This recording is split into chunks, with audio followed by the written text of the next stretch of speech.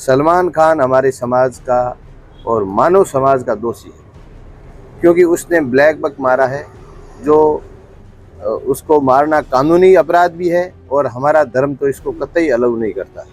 हमारे समाज का तो वो 100% पक्का दोषी है और पिछले 24 साल से हम लोग ये दर्द लिए हुए घूम रहे हैं। उसको समाज से माफ़ी मांगना चाहिए। समाज से माफ़ी मांगने वाले आदमी की कोई छोटा नहीं होता और माफ़ी उसको मांगनी पड़ेगी।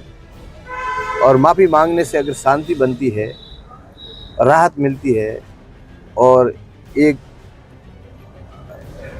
अच्छा काम होता है, तो माफ़ी मांगनी चाहिए।